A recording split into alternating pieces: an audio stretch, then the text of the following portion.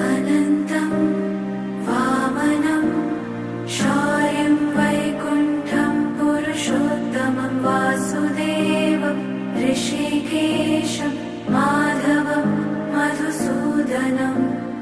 वराहं पुण्डरीकाक्षं नृसिंहं दैत्यसूदनं